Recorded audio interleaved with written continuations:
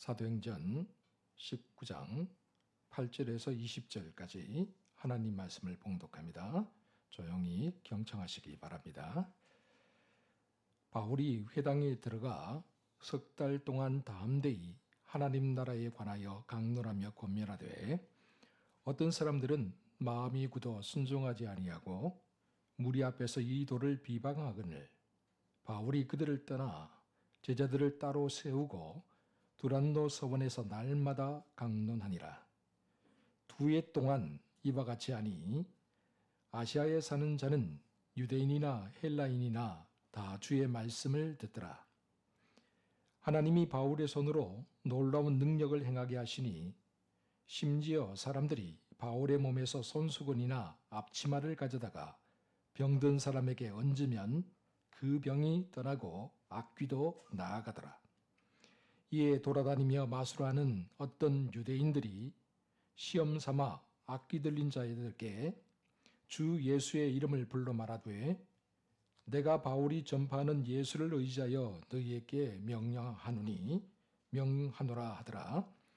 유대의 한 제사장 스와게의 아들 7 아들도 이 일을 행하더니 악귀가 대답하여 이르되 내가 예수도 알고 바울도 알거니와 너희는 누구냐 하며 악귀 들린 사람이 그들에게 뛰어올라 눌러 이기니 그들이 상하여 벗은 몸으로 그 집에서 도망하는지라. 에베소에 사는 유대인과 헬라인들이 다 이 일을 알고 두려워하며 주 예수의 이름을 높이고 믿은 사람들이 많이 와서 자복하여 행한 일을 알리며 또 마술을 행하던 많은 사람이 그 책을 모아가지고 와서 모든 사람 앞에서 불사르니 그 책값을 계산한 즉 은 5만이나 되더라. 이와 같이 주의 말씀이 힘이 있어 흥왕하여 세력을 얻으니라. 아멘. 할렐루야. 하나님께서 이 시간 우리 모두에게 크신 은혜와 사랑을 베풀어 주실 줄 믿습니다. 여러분, 세계적으로 잘 알려진 명품 시계 롤렉스라는 게 있죠. 이건 2번인데, 자, 1번부터. 자, 여러분, 이 시계가 롤렉스 시계인데요. 얼마나 할까요? 좀 비싸겠죠? 많이 비쌉니다. 1,000만 원이 넘습니다. 아니, 무슨 시계 하나에 1,000만 원이 넘어요, 목사님. 다음 시계 한번 보여주시죠. 그러면 이건 얼마나 할까요? 조금 더 고급져 보이고 조금 더 좋아 보이죠? 이 시계가 1억이 넘습니다. 아니, 목사님, 무슨 시계 하나가 1억이 넘고 1,000만 원이 넘고 말이 됩니까? 예, 말이 안 되는 세상에서 우리가 살고 있습니다. 그런데 여러분, 이 롤렉스가 워낙 비싸다 보니까 사람들이 모조, 짝퉁을 많이 만듭니다. 짝퉁을 만들어서 진짜인 것처럼 유통을 시키는데 보통 사람들은 이 시계를 보면 짝퉁인지 가짜인지 알지를 못한다고 그래요. 그런데 전문가들은 딱 보는 순간 알아챈다고 하죠. 어떻게 그럴 수 있을까? 여러 가지를 보는데 전문가들이 보는 짝퉁과 가짜와 진짜의 구별점, 초침을 본답니다. 초침이 아무리 잘 만들어도 짝퉁들은 약간씩 뚝뚝 끊어지는 느낌이 난대요. 그런데 진짜 롤렉스는 초침이 끊김없이 물 흐르듯이 쫙 흘러간다고 그래요. 왜 그럴까? 이 시계 안에 있는 우리 눈에 보이지 않는 동력 장치가, 아주 세밀한 동력 장치가 다르기 때문에 그렇다고 그래요. 오늘 본문을 보면 에베소에서 일어난 사건 하나를 기록하고 있지요. 어떤 의미에서 오늘 에베소에서 사역한 바울의 사역도 이와 같다라고 할 수가 있습니다. 진짜 바울의 사역에는 눈에 보이지 않는 성령의 권능이 나타났지만 바울의 사역을 흉내내었던 가짜 사역에는 성령의 권능이 나타나지를 않았습니다. 오늘 우리는 본문을 통해서 우리의 신앙이 그렇다면 우리 신앙이 가진 엔진이 정말 진짜인가 가짜인가를 한번 스스로 점검해 보는 시간을 가졌으면 좋겠습니다. 에베소에 다다른 바울이 유대인의 회당을 찾아갔죠. 제가 늘 말씀드리지만 내가 다시는 유대인들을 이렇게 안 간다. 그렇게 다짐을 하지만 꼭 다시 다른 마을로 옮겨가면 바울이 가장 먼저 찾아가는 곳은 유대인의 회당이었다. 왜 그랬나? 동족들을 그만큼 사랑했기 때문에 그렇고 또 자기가 전하는 예수 그리스도에 대한 기본적인 지식이 성경 지식이 그들이 가지고 있었기 때문에 그랬다. 제가 말씀을 드렸습니다. 자, 이 회당에서 바울이 석 달 동안을 하나님 나라와 또 예수 그리스도께 주신 복음을 강론했습니다. 하지만 돌아온 것은 유대인들의 날선 비판과 그리고 완악한 거절이었죠. 바울이 아무리 열심히 복음을 전해도 그 말씀을 받아들이는 마음 바탕이 이미 돌짝밭이었기 때문에 가시밭이었기 때문에 그 말씀이 들어갈 틈이 없었던 겁니다. 여러분, 우리가 아무리 선한 의도로 일을 해도요, 때로는 벽에 부딪힐 때가 있습니다. 때로는 반대하는 사람, 비방하는 사람들을 만날 때가 있습니다. 아무리 우리가 선한 마음을 가지고 해도요. 그럴 때 어떻게 해야 될까요? 포기해야 될까요? 멱살 잡고 싸워야 될까요? 아니면 철저하게 냉대하고 외면해야 될까요? 어떻게 해야 될까요? 오늘 본문에서 바울은 어떻게 했을까요? 우리 본문 9절 같이 한번 읽어볼까요? 9절 말씀 시작. 어떤 사람들은 마음이 굳어 순종하지 않고 무리 앞에서 이 도를 비방하려거늘 바울이 그들을 떠나 제자들을 따로 세우고 두란노 서원에서 날마다 강론하니라. 아멘. 바울이 석 달 동안 복음을 전했는데 벽에 부딪혔습니다. 사람들이 비방합니다. 사람들이 거절합니다. 그때 바울이 했던 일은 뭐냐? 좌절하거나 포기하지 않았습니다. 싸우지 않았죠. 냉대하지도 않았습니다. 바울은 불순종과 비방의 벽을 밀어내고 두란노 서원이라는 새로운 문으로 들어갔습니다. 그리고 그곳에서 마음껏 복음을 전하고 제자들을 가르쳤죠. 여러분, 바울이 비방하는 사람들을 떠나서 제자들을 따로 세웠다라는 말에 우리가 한번 주목해 볼 필요가 있어요. 이것은 단순히 도망간 거나 단순히 회피한 거 아니에요. 선택과 집중에 바울이 목적을 두었다라는 것이죠. 바울은 복음의 씨앗을 거부하는 딱딱한 길가와 같은 가시밭과 같은 유대인들 대신에 복음을 갈망하는 옥토와 같은 사람들을 찾아 나섰던 겁니다. 하나님 나라와 하나님의 영광을 위해 그가 할 수 있는 일에 더욱 집중했던 것이죠. 사랑하는 성도 여러분, 혹시 오늘 내가 선한 의도를 가지고 이런 일을 냈는데 다른 사람들도 오해를 받거나 비방을 받는 사람도 이 자리에 있습니까? 내 의도와는 전혀 상관없이 사람들의 따가운 시선을 받으며 힘든 시간을 보내야 되는 분이 혹시 이 자리에 앉아 계십니까? 그렇다면 절대 포기하지 마시기 바랍니다. 실망하지 마시기 바랍니다. 유대인의 회당의 문이 닫혔을 때에 하나님께서는 바울을 위해서 두란노 서원의 문을 활짝 새롭게 열어주셨습니다. 오늘 우리를 위해 하나님께서 두란노로 가는 새로운 길을, 새로운 문을 준비해 두셨을 줄 믿습니다. 우리가 주님을 위해 하나님 나라의 영광을 위해 마음껏 일할 수 있도록 하나님께서 새로운 길과 방법을 미리 준비해 두셨을 줄 믿습니다. 바울이 이렇게 유대인의 회당을 떠나서 두란노 서원으로 왔습니다. 그리고 그곳에서 무려 2년 동안 사역을 했어요.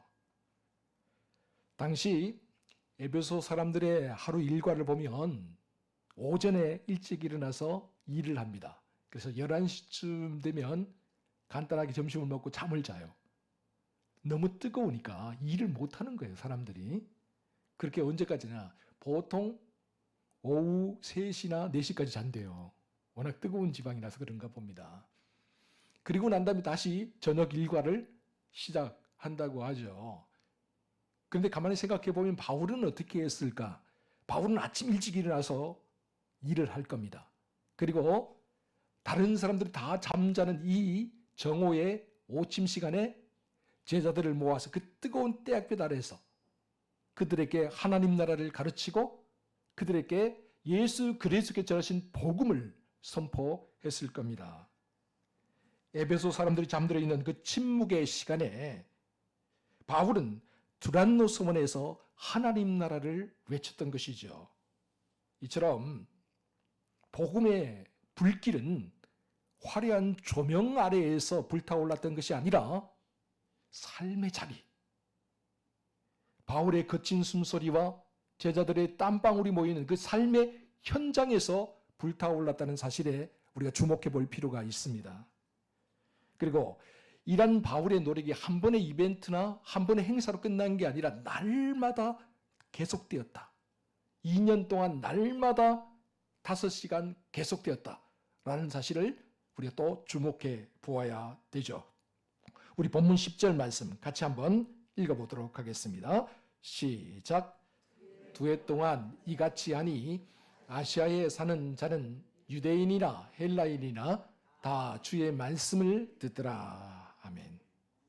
바울이 날마다 오전 11시부터 오후 3시, 4시까지 거의 5시간 동안 말씀을 계속해서 2년 동안 전했어요. 성실함이죠. 그리고 쉬지 않고 꾸준함이죠. 저는 바울의 인생의 최고의 절정기가 바로 에베소였다. 에베소 사역이었다라고 그렇게 생각을 합니다. 물론 고린도에서 1년 6개월 동안 있었죠. 그러나 2년 반, 3년 가까이 되는 이 에베소 사역이야말로 바울 인생에 있어서, 바울 사역에 있어서 최고의 절정기였다라고 저는 생각을 합니다. 아침 저녁으로 생업에 집중하고 그리고 오전부터 오후까지 강연을 하고 복음을 전하는 이 바울의 모습을 통해서 그가 얼마나 열정적으로 성심을 다해 이 일에 감당했나를 우리가 알 수가 있게 되는 것이죠. 이렇게 바울이 열정적으로 성심을 다해서 복음에 집중하자 놀라운 일들이 벌어지게 됩니다. 여러분, 아시아에 사는 자는 유대인이나 헬라인이나 다 주의 말씀을 들었다. 놀랍지 않습니까? 에베소가 소아시아의 수도였기 때문에 더욱더 그랬을 가능성이 많지만 어쨌거나 바울의 이 열정적인 사역이 주변에 수많은 사람들에게 선한 영향력을 끼쳤던 것이죠. 그래서 골로새 교회가 세워집니다. 라오디게아 교회가 세워지게 되죠. 히에라볼리 교회가 세워지게 됩니다. 그리고 우리가 잘 아는 요한계시록에는 7교회가 이때 비로소 세워지게 됩니다. 바울이 직접 찾아가서 아니면 바울의 복음을 전해 듣는 사람들이 흩어져서 교회를 세우게 되는 것이죠. 이처럼 바울의 에베소 사역은 정말 엄청난 결실을 거둘 수 있었습니다. 그 비결이 뭘까? 저는 다른 데 있지 않다고 생각합니다. 무엇보다도 성실함과 꾸준함에 있다. 여러분, 하나님 나라는요, 성도들의 충성스러운 성실함 그 위에 세워집니다. 성실함과 꾸준함이 없으면 결국에는 모래성처럼 무너져 내립니다. 설교의 황태자로 잘라진 찰스 스펄전 목사님이 영국 런던에서 목회를 할 때입니다. 영국 런던 태버너클 교회에서 목회를 했는데 당시 대단했다고 하죠. 찰스 스펄전 목사님이 설교를 듣기 위해서 교회가 꽉꽉 차서 문을 열어놓고 예배를 드려야 될 정도였다고 해요. 그리고 주일에 스펄전 목사님이 설교를 하고 나면 그 설교 원고가 그 다음날 런던 타임즈에 딱 제1면에 실렸다고 하죠. 그만큼 영향력이 있었다라는 사실이죠. 그래서 어느 날 한 목회자가 찾아왔어요. 그리고 스펄전 목사님에게 물었습니다. 목사님의 위대한 설교 비결, 목회 비결은 어디에 있습니까? 그러자 목사님이 그를 내리고 교회 지하실로 내려갔습니다. 지하로 내려가더니 그곳에 기도실이 있었어요. 그 기도실을 가리키면서 이렇게 말했다고 하죠. 목사님, 이곳에서 날마다 기도하는 사람이 몇 명인지 아십니까? 300명입니다. 기도원의 300용사처럼 300명이 매일 쉬지 않고 저의 목회를 위해서, 설교를 위해서 기도합니다. 그 꾸준한 기도의 힘 덕분에 제가 목회를 할 수 있고 이렇게 설교를 할 수 있게 되었습니다. 이처럼 쉬지 않고 날마다 기도해주는 300명의 용사가 있어서 스펄전 목사님이 그렇게 세계적인 목사님이 될 수 있었던 것이죠. 사랑하는 성도 여러분, 우리의 신앙도 마찬가지 아니겠습니까? 여러분, 신앙생활 한다고 하면서 한때 확 불처럼 타올랐다가 또 꺼질 때는 한없이 지하 저 땅속 깊은 마치 무덤에 들어가시 그렇게 사라져버리는 그런 신앙, 감정을 따라서 분위기를 따라서 내키는 대로 살아가는 그 신앙은 믿을 수 있는 신앙은 아니죠.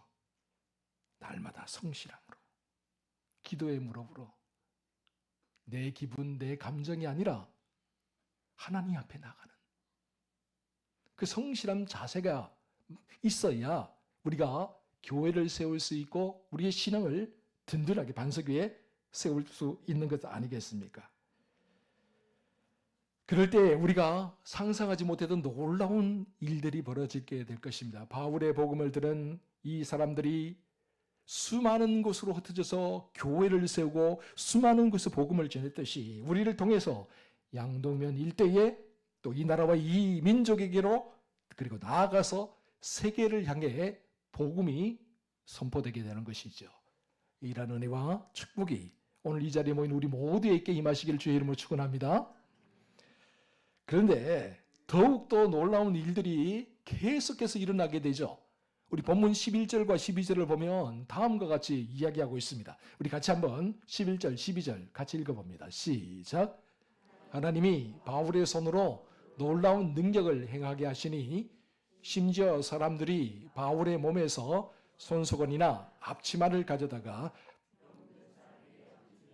그 병이 떠나고 악기도 나가더라. 아멘. 여러분 참으로 희한하지 않습니까? 정말 놀랍지 않습니까? 아니 바울의 몸에서 앞치마나 손수건을 가져다가 병든 사람에게 얹으면 그 병이 나아요. 귀신 들린 사람에게 얹으면 귀신이 떠나가요. 아니 어떻게 이런 일이 그렇다면 뭐 바울의 앞치마에 무슨 놀라운 권능이 숨겨져 있는 건가요?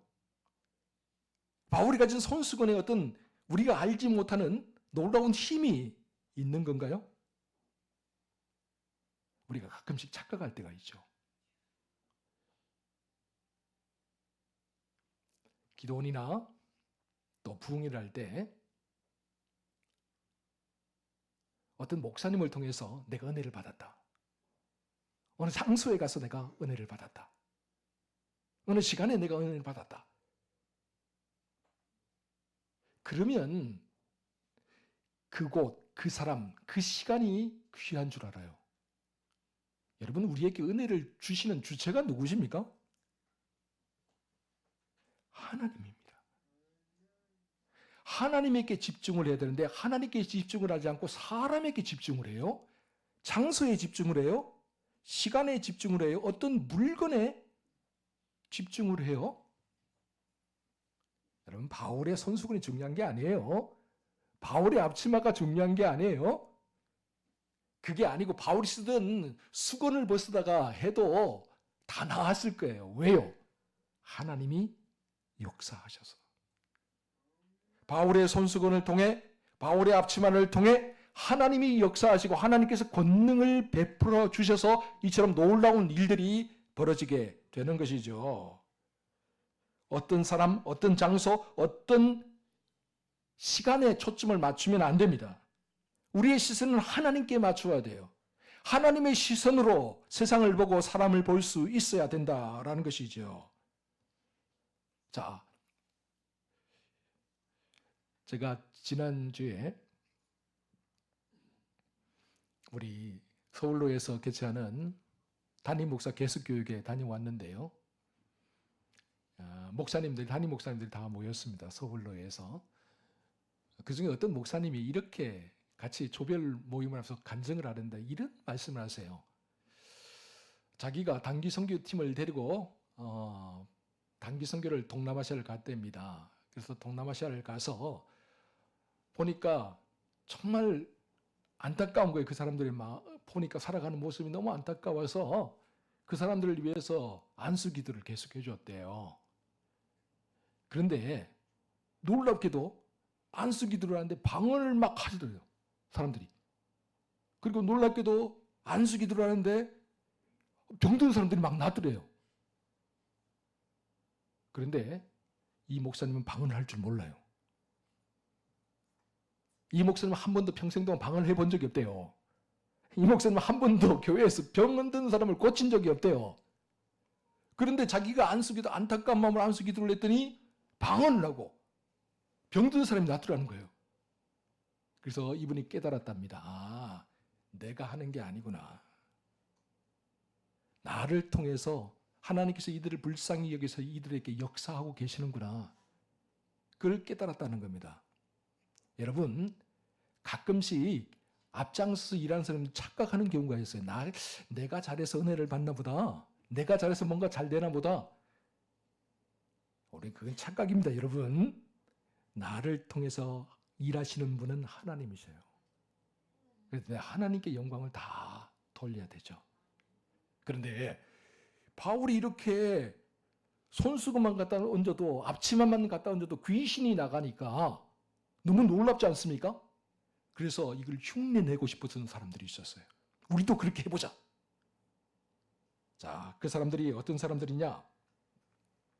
우리 스게와의 7 아들들인데요. 우리 본문 14절 같이 한번 읽어봅니다. 시작.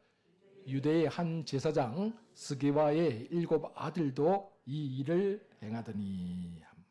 아멘. 자, 보세요. 스게와의 7 아들이 나오는데 스게와는 어떤 사람이냐? 유대인으로서 어떤 제사장이었다. 그런데 그 아들들은 어떤 일을 했느냐? 마술을 행했어요. 아버지는 하나님께 나아가서 사람들을 대표해서 제사를 드리는 제사장인데 그 아들들은 뭐랍니까? 마술을 행합니다. 참 고민이 많아요. 그죠? 특별히 목사님들 고민이 참 많습니다. CB에서 새롭게 하소서에 제 친구가 여자 목사님인데요. 여자 목사님이 나왔어요. 그리고 놀라워서 와 어쩐 일이야 했는데 왜 나왔느냐? 그 딸이 교회를 안 나가고 예수를 안 믿어요. 그래서 하도 교회 나가라고 엄마가 강요를 하니까 CBS 나가서 토론을 해보자 해서 신청을 했어요. 엄마가 목사잖아요. 자기는 교회를 안 나가고 아주 똑똑한 딸이에요. 그래서 둘이 나와서 토론을 하는 거예요. 사회에서 있는 데서. 나는 교회를 못 나간다? 야 무슨 소리냐? 내가 너를 어떻게 키웠는데 내가 목사인데 네가 교회를 안 나가? 세상이 이런 세상입니다, 여러분. 저 옛날에도 똑같았던 거예요. 스게와라는 제사장이 있는데 그 아들 7은 제사장이 아니고 마술을 행하면서 다니는 그런 일을 하고 있었다. 그런데 바울이 하는 걸 가만히 보니까 우리도 할 수 있을 것 같아. 흉내를 내보자. 이 마술이라는 게 먼저 흉내를 내면서 시작합니다, 여러분. 저 사람이 어떻게 했을까 연구해서 흉내를 내면서 시작하는 게 마술이거든요. 그래서 스게와의 7 아들도 흉내를 냈습니다. 어떻게 해요? 내가 바울이 전파하는 예수를 의지하여 명하노니 더러운 귀신아 물러가라. 그랬더니 어떤 일이 벌어졌을까요? 귀신이 물러갔을까요? 물러갔으면 얼마나 좋겠습니까? 그죠? 물러가지 않고 어떻게 됐느냐? 본문 15절과 16절을 보면 악한 귀신 들린 사람이 이 스게와의 7 아들 위에 올라타고 눌러버렸다. 귀신에 눌려서요.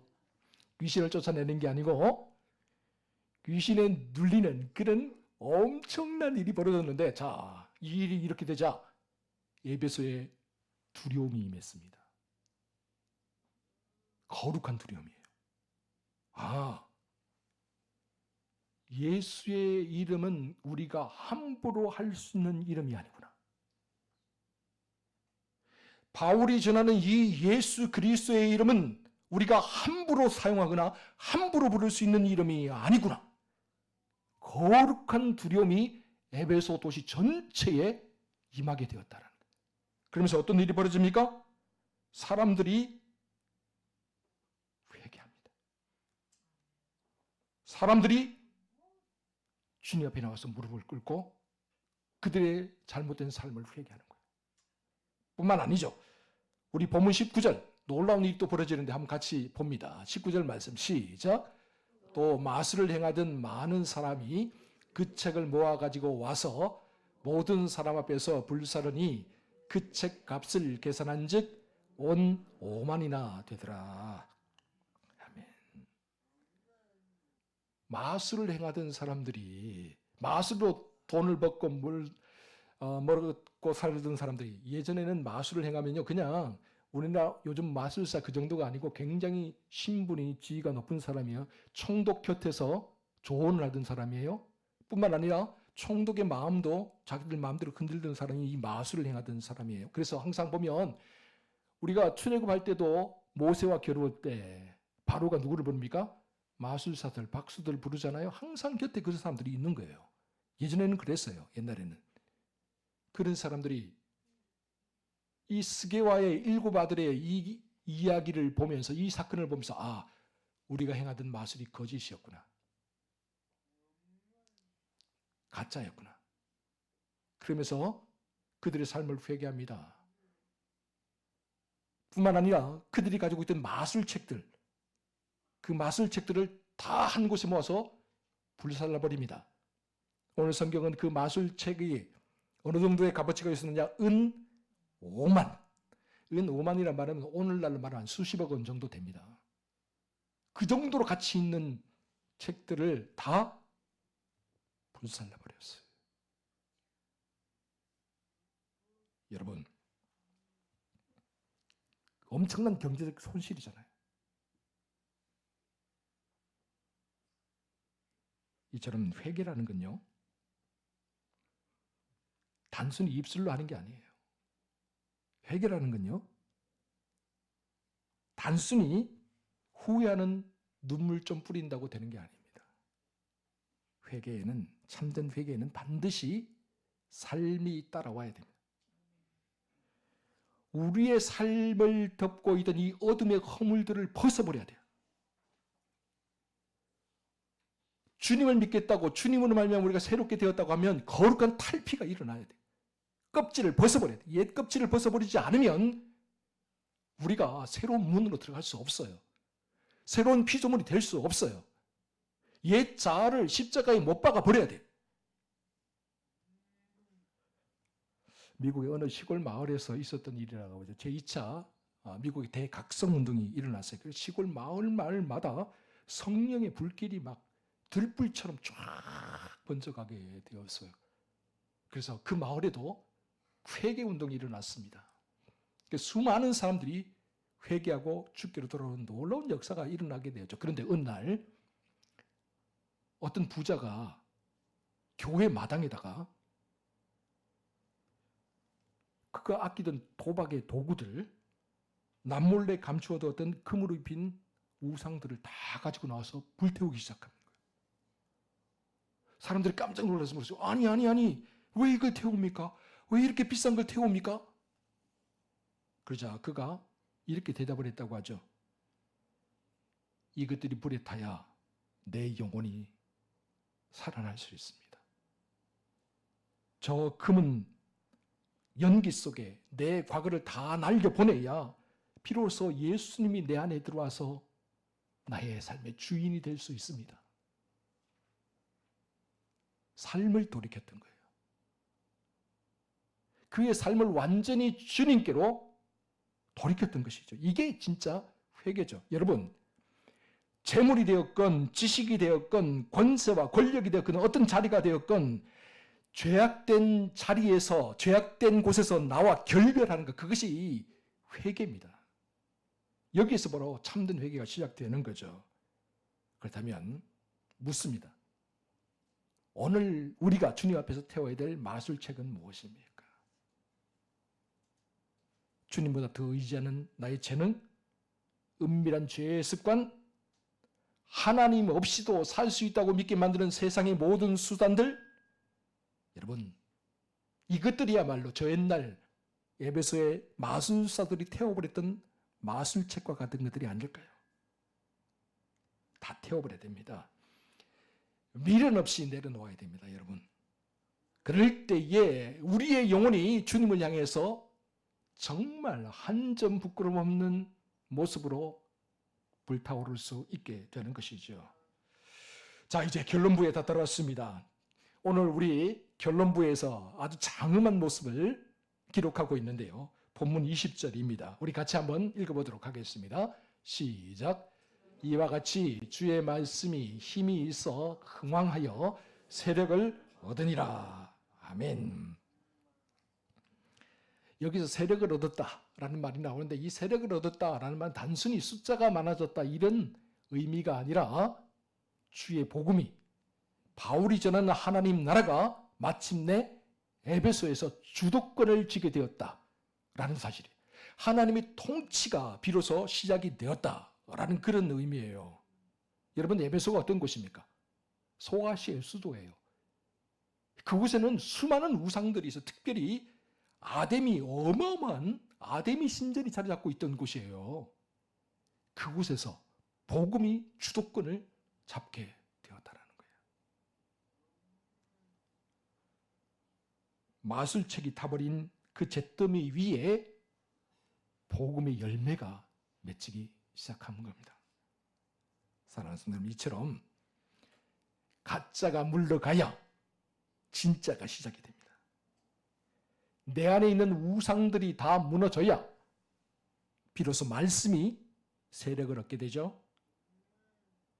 세상은 우리에게 편리한 주문으로 예수를 믿으라고 자꾸만 유혹합니다. 버튼 하나만 누르면 뭐든지 내가 원하는 대로 먹을 수 있는 자동 자판기처럼 예수를 믿으라고 자꾸만 우리를 유혹합니다. 하지만 성경은 그렇게 이야기하지 않습니다. 성경은 분명히 말합니다. 나를 죽이고 내 안에서 사시는 예수 그리스도를 믿으라. 누구든지 나를 따라오려거든 자기를 부인하고 자기 십자가를 지고 나를 따를 것이니라. 사랑하는 성도 여러분, 이제 예배소를 뒤흔들었던 그 놀라운 복음의 불길이, 그리고 예배소를 뒤흔들었던 참된 회개의 물결이 오늘 우리의 삶의 현장에도 임할 수 있기를 바랍니다. 살아계신 하나님의 능력과 권세가 우리 가정에, 우리 교회에, 이 양동면 일대에 불어와서 모든 것을 새롭게 변화시킬 수 있기를 바랍니다. 오늘 이 자리에 모인 우리 모두가 주의 말씀에 사로잡혀서 언제나 예수 그리스도의 이름으로 승리하는, 참으로 세상이 감당하지 못하는 하나님 나라의 주인공들이 다 되시기를 주의 이름으로 축원합니다. 기도하겠습니다. 사랑하는 주님, 오늘 우리가 혹시 스가랴의 아들들처럼 예수님의 이름을 나의 유익을 위한 주문 도구처럼 여기고 있지는 않습니까? 그래서 경건의 모양은 있지만 경건의 능력은 없는 삶을 살고 있지는 않습니까? 이제 우리 마음의 두란노 서원에서 날마다 생명의 말씀이 선포되게 하여 주시고 바울의 손수건과 앞치마처럼 우리의 일상이 주님이 사용하시는 권능의 통로가 되게 하여 주시옵소서. 사랑하는 주님, 행여라도 아직도 우리 안에 은밀하게 간직하고 있는 마술책들이 있다면, 은밀한 죄악들이 있다면 이 시간 성령의 불로 완전히 태워 주시옵소서. 그래요, 가짜가 아닌 진짜 신앙인으로 세상의 가치가 아닌 말씀의 가치를 소중히 여기는 참된 성도로 살아가게 하여 주시옵소서. 이 모든 말씀을 우리 구주 예수 그리스도의 이름으로 기도하옵나이다. 아멘.